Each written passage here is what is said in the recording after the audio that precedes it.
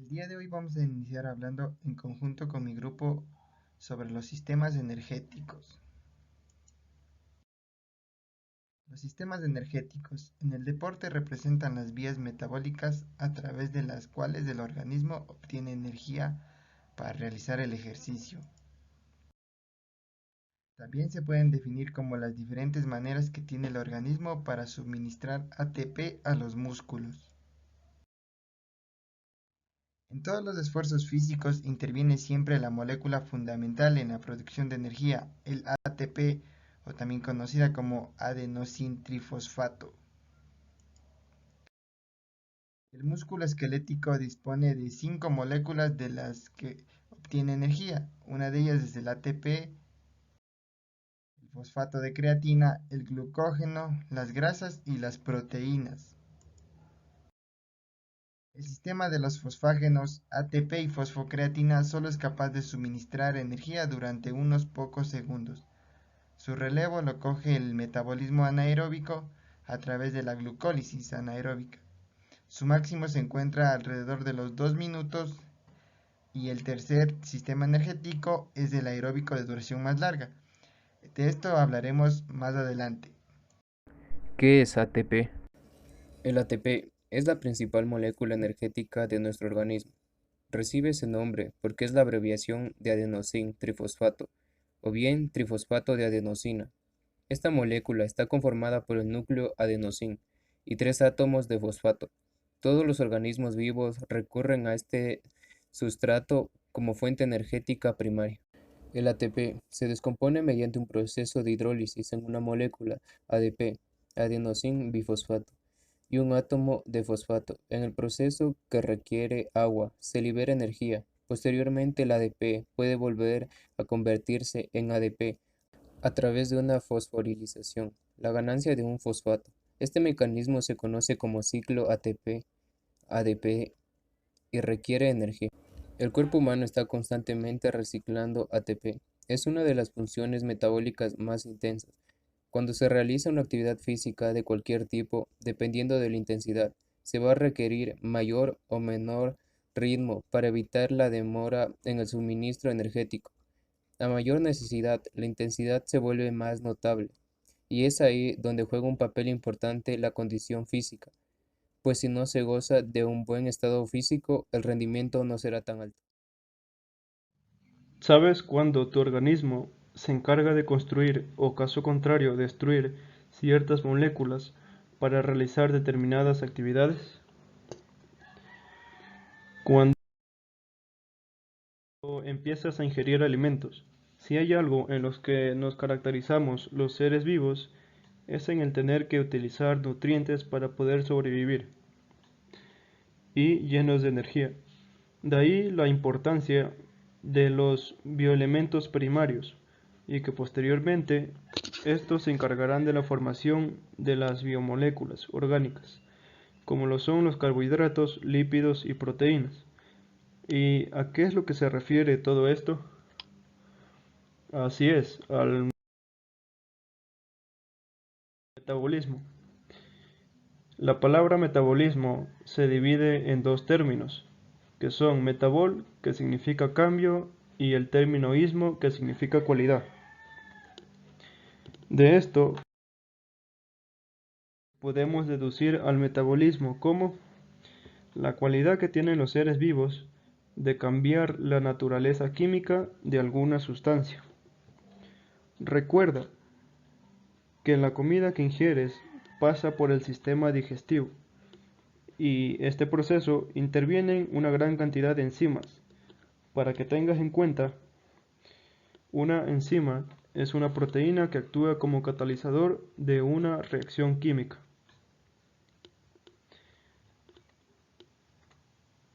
Aquí es el momento en el que se encarga de descomponer las proteínas en aminoácidos, las grasas en ácidos y los hidratos de carbono en azúcares.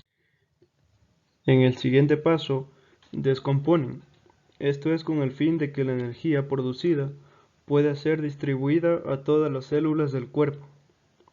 Las células se utilizan como combustible y en donde finalmente pasarán al torrente sanguíneo para cumplir su determinada función. Sistema de ATP-PC, anaeróbico láctico. Es el sistema de energía almacenada para poner en marcha nuestro cuerpo que no requiere oxígeno y no produce ácido láctico, desecho metabólico que produce fatiga muscular. Este sistema provee la mayor parte de la energía en arrancadas o en movimientos de alta resistencia que duren hasta 10 segundos. Aláctico porque no se produce ácido láctico. Este sistema se produce de energía, tiene un flujo muy grande dado que la velocidad de resíntesis del ATP a partir de la fosfocreatina es muy alta y por ello la energía por unidad de tiempo que es capaz de formar es enorme, pero por el contrario la cantidad total de energía que es capaz de formar es muy pequeña. Esto hace que el sistema se agote rápidamente. Se encuentra reservada dentro de las fibras musculares, almacenada en el citosol muy próxima de los sitios de utilización de la energía. El sistema de creatinfosfato permite fabricar ATP a partir de la molécula de ADP y una de fosfocreatina sin necesidad de utilizar oxígeno. Puede proporcionar 4 moles de ATP por minuto. En sí, en general, se puede decir que no requiere oxígeno. Es la degradación de la molécula de glucosa o de glucógeno la que proporciona energía. Se utiliza en actividades que van desde 15 segundos a 1 minuto, como en las carreras de 200 a 800 metros. Como ventaja podemos decir que tiene rápida disponibilidad y de inconveniente o desventaja, poca cantidad de energía porque en general se acaba muy rápido, se acaba enseguida. ATP anaeróbico láctico. Es caracterizado por la oxidación de la glucosa y conversión en piruvato. La glucólisis consiste en una serie de reacciones bioquímicas que resultan en la producción neta de 2 moléculas de ATP por cada molécula de glucosa oxidada. La producción de ATP en el sistema glucolítico anaeróbico es baja, pero es una manera muy rápida de sintetizar el ATP en ausencia de oxígeno. Por esta razón, la glucólisis anaeróbica es la vía preferencial de producción de energía durante el ejercicio intenso. Su máxima duración es de 30 segundos hasta 2 minutos, como pueden ser las carreras cortas de 200 metros hasta 800 metros, o las series de carga con su máximo peso de 8 hasta 20 repeticiones. La desventaja de este sistema es la rápida acumulación en los músculos de lactato o ácido láctico. Un producto de la glicólisis que pasado a un cierto umbral resulta en la inhibición de la contracción muscular, una reducción en la producción de la fuerza generando la típica sensación de quemazón en los músculos. Mi nombre es Juliet Jiménez y yo les voy a hablar sobre el sistema energético aeróbico. Bueno, tenemos como introducción, vamos a hablar un poco de lo que se trata en sí el sistema aeróbico.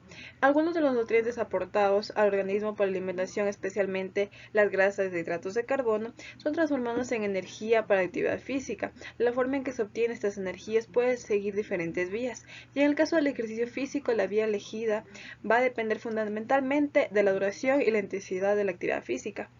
Un proceso energético es el conjunto de reacciones químicas por los que diferentes sustratos, generalmente procedentes de alimentaciones, liberan energía en organismos humanos. Se dan dos tipos fundamentalmente de reacciones. Tenemos a la reacción anaeróbica y a la reacción catabólica. En todas las actividades se produce un tipo de aportación energética de los sistemas aeróbicos que son con oxígeno y anaeróbicos sin oxígeno, de forma de los dos procedimientos forman un continuum y depende del tipo de esfuerzo que se trata y sus requerimientos energéticos predominará un sistema u otro sistema.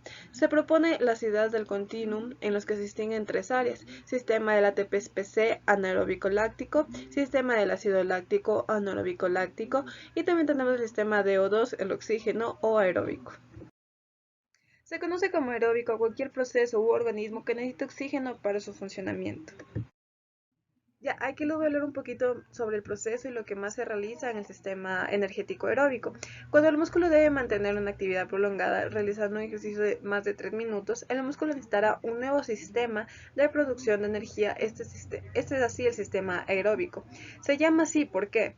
Porque se necesita oxígeno para que pueda funcionar. Y cuanto más oxígeno llega al músculo, más energía va a ser capaz de producir al músculo.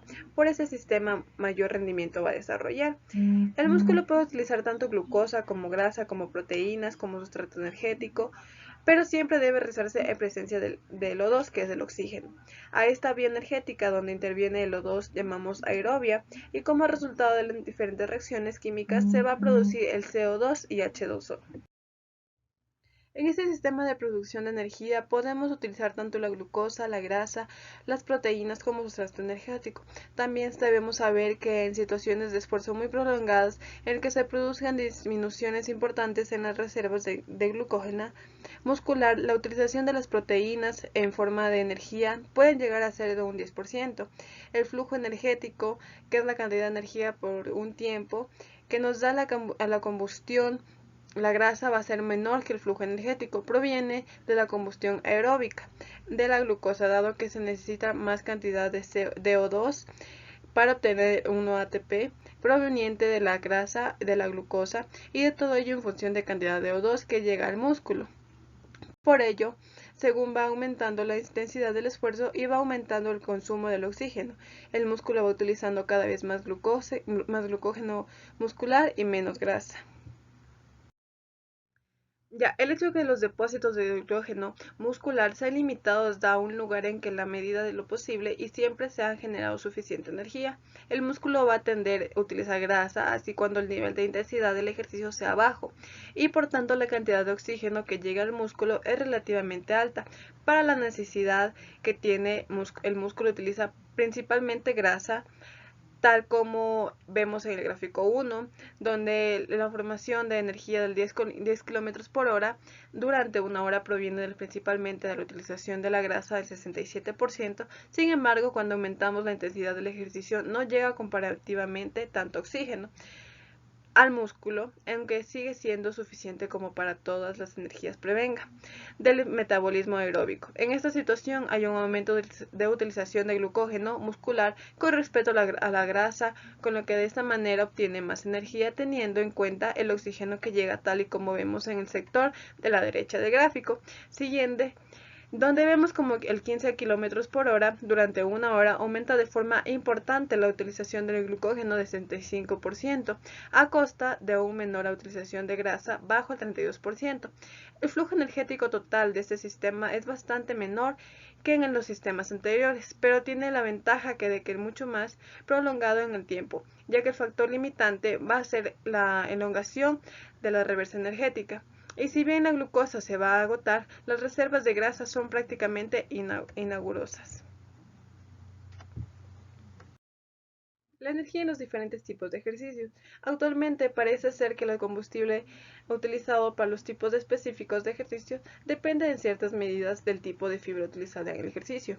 Las fibras de contracción rápida tienden a utilizar un fosfato de creatina en sección anaeróbica de glucógeno muscular y la de la glucosa sanguínea para recargar el ATP, mientras que las fibras de contracción lenta son más aptas para quemar grasas, glucógenos y azúcares aeróbicamente debido a su mayor cantidad de enzimas mitocondriales y al mayor suministro o aporte de oxígeno por el flujo aumentado de la sangre. Saludos cordiales, doctor, compañeros. Mi nombre es Michel Moreta y a mí me ha tocado hablar sobre el ATP-SP, el sistema energético anaeróbico aláctico.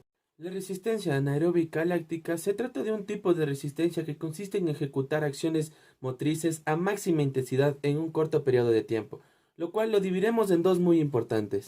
La primera, que serían ejercicios de menos de 5 segundos, intensidad al 100%, cuya fuente de energía es del ATP, trifosfato de adenosina, la única fuente de combustible en producir energía para la contracción muscular. Acompáñenme a ver los ejercicios de 5 segundos de intensidad.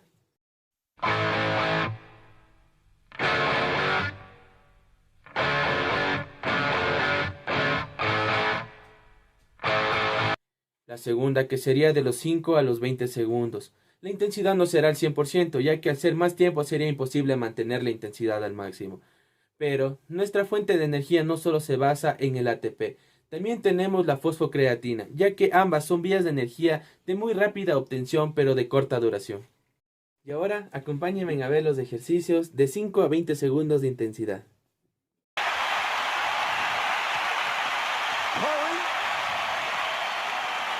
Using some of the clock. And he fires. Yes. Salida limpia, salida correcta. Miren esta carrera, no se van a olvidar nunca de ella. Miren cómo va comiéndose la pista, zancada, zancada. Y ahí está en la curva. Usain Bolt, linda carrera. Estados Unidos contra Jamaica. Jamaica contra Estados Unidos.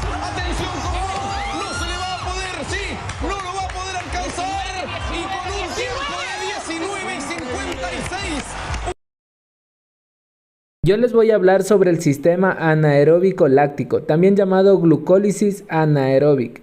El sistema anaeróbico láctico está limitado por las reservas intramusculares de glucógeno como sustrato energético.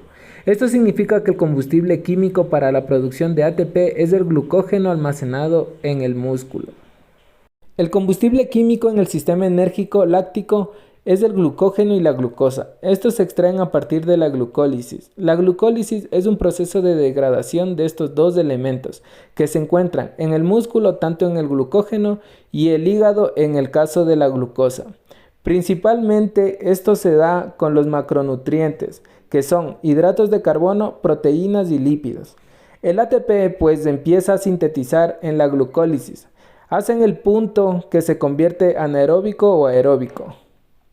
En el proceso anaeróbico encontramos que genera lactato o ácido láctico. El ácido láctico o lactato se da pues por el uso del ATP, que como hablábamos en la glucólisis es glucógeno y glucosa. Menos presencia del oxígeno en los ejercicios anaeróbicos. El oxígeno como tal no actúa, entonces surge una deuda que después con el descanso se paga. Ya el ácido láctico encontramos que también surge la fatiga como capacidad límite para realizar un ejercicio y encontramos que las funciones celulares disminuyen. Desde el aspecto ya un poco deportivo, pero sin salirnos del ácido láctico, encontramos el umbral láctico. El umbral láctico es la intensidad con la que podemos hacer un ejercicio. Constituye pues principalmente cuando sube lactar.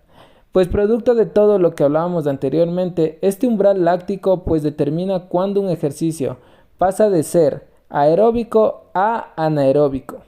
Esto también es de aclarar que el umbral láctico no puede permanecer pues constante, ya que surge el ácido láctico y el pH disminuye. Cabe destacar que encontramos en los ejercicios anaeróbicos dos trabajos principales que son la potencia anaeróbica y la resistencia anaeróbica. La diferencia entre las dos es que la potencia lo que busca es producir energía a partir del sistema láctico, mientras que en la resistencia es, pues, como su nombre lo indica, resistir el ejercicio mediante el metabolismo láctico, que era lo que explicábamos anteriormente. Las actividades físicas que encontramos donde utilizamos ejercicios o resistencia anaeróbica son levantamientos de pesas, el atletismo principalmente digamos en velocidad, pues cuando son distancias cortas como correr 100 o 200 metros. Y después ya en la fuerza como puede ser el lanzamiento de disco y de jabalina. Bueno, yo les voy a hablar sobre el sistema energético aeróbico. El sistema aeróbico es el que se pone en marcha cuando se practican deportes de resistencia, pruebas de atletismo de fondo, triatlón, natación de larga distancia, ciclismo y por supuesto deportes de equipo o individuales de larga duración y no sometidos a esfuerzos intensos sino prolongadas en un cierto tiempo. Cuando disminuyen las reservas de glucógeno, debemos hacer uso de nuestro sistema oxidativo en el que el músculo utiliza como combustible químico el oxígeno, los hidratos de carbono y las grasas. Este sistema representa la forma más lenta de obtener ATP, pero pueden generar energía durante muchas horas, por lo que intervienen cuando una persona realiza esfuerzo físico durante un tiempo prolongado. Para los deportistas de esta disciplina el objetivo es de hacer llegar el suficiente oxígeno a los músculos